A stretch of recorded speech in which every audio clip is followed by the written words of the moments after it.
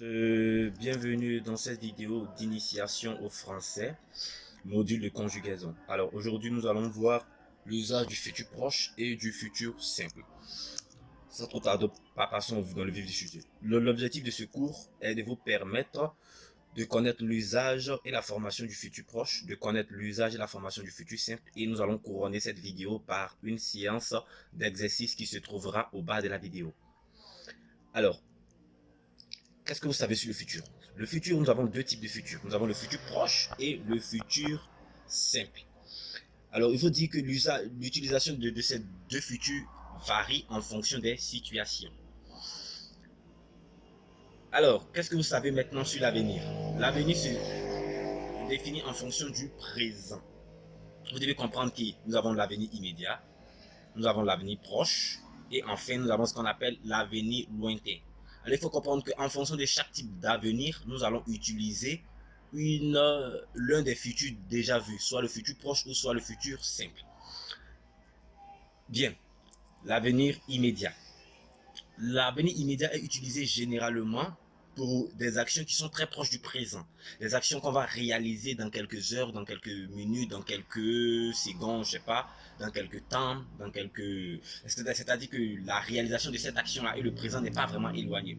Et aussi, la deuxième spécificité, c'est que ici, l'action qu'on va réaliser est sûre d'être réalisée à 100%. Nous avons la notion de certitude. Je vous donne un premier exemple. Action, je vais faire une première action, je me lave. La phrase est au présent. Et une deuxième action qui est je vais sortir. La phrase est au futur proche. Ici, la première action qui est je me lave et la deuxième action qui est je vais sortir, on aura en une seule phrase, je me lave parce que je vais sortir. Je vous explique tout simplement. Lorsque je me suis lavé, la raison pour laquelle je me suis lavé, c'était pour sortir. Donc, le fait de sortir est une action que je vais réaliser certainement. Donc, comme je suis sûr que je vais réaliser cette action, je mets automatiquement cette action au futur proche. Et cette action est précédée d'une action qui est déjà dans le présent. Si vous vous rappelez bien de la barre que je vous ai montrée, alors vous avez d'abord l'action présent qui est suivie d'une autre action au futur. Mais ici, on ne va utiliser le futur proche parce que l'action est sûre d'être réalisée. Le deuxième cas, nous allons voir maintenant ce qu'on appelle l'avenir proche. L'avenir proche, pour constituer cet avenir-là, on va utiliser ce qu'on appelle le présent du futur.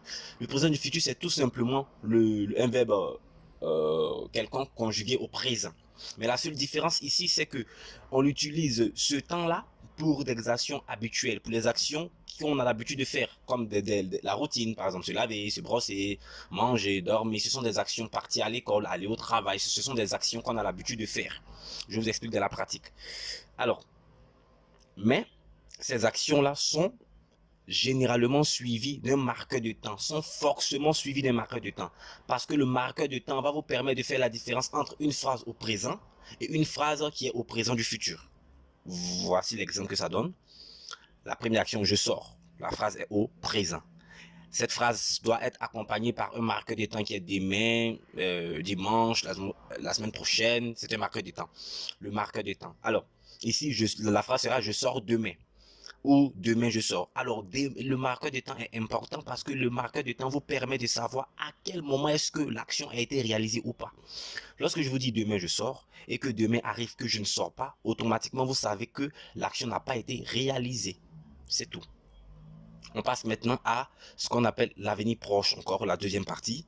Alors ici, l'avenir proche, on va l'utiliser aussi pour parler d'une action dont on n'est pas sûr d'être réalisée à 100%. Mais ici, on va pas utiliser ce qu'on appelle le présent du futur, mais on va utiliser tout simplement le futur proche. Seulement le futur proche. On va faire une phrase seulement avec le futur proche. Exemple.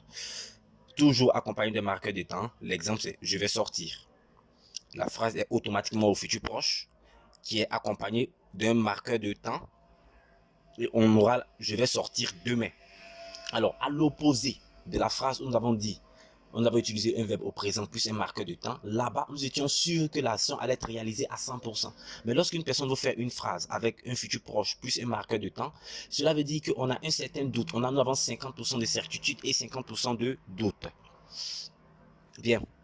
Alors, nous allons passer maintenant à l'avenir lointain. L'avenir lointain est utilisé généralement pour les actions qui sont sous forme de futur ou de vœux ou de souhaits.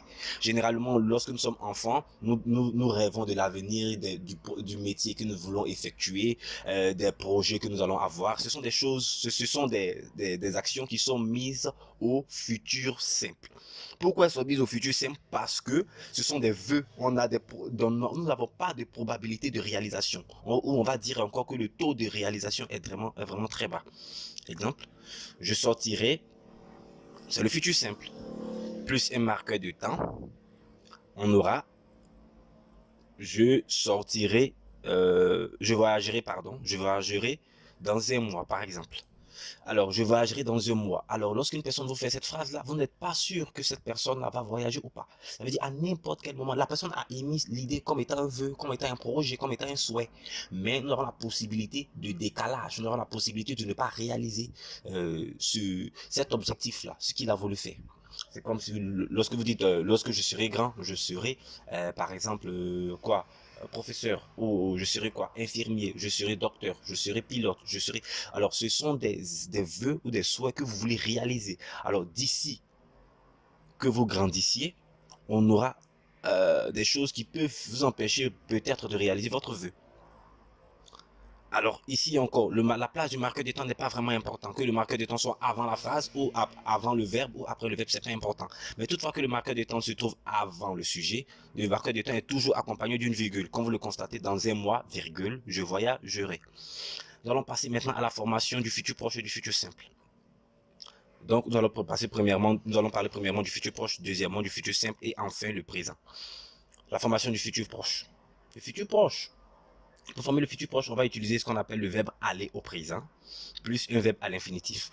Pour former le futur simple, nous allons utiliser ce qu'on appelle le verbe à l'infinitif, plus, ça c'est une astuce, avoir au présent sans le AV à la première personne du pluriel et à la deuxième personne du pluriel. Dans l'exemple, vous allez voir concrètement ce qui ça donne.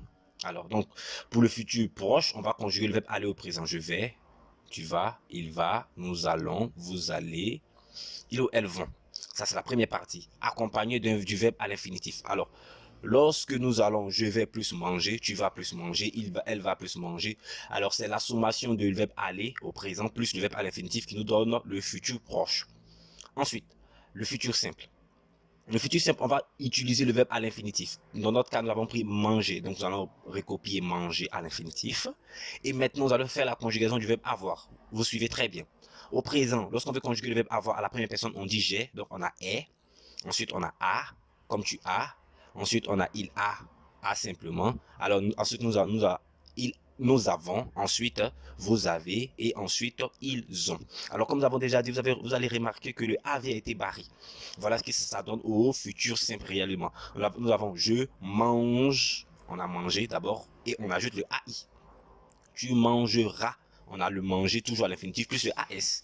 Ensuite de suite et au niveau de au niveau de nous et de vous, vous allez constater que nous n'avons pas écrit nous mangerons. Non, on a barré le have et on a juste ajouté le ONS et le EZ.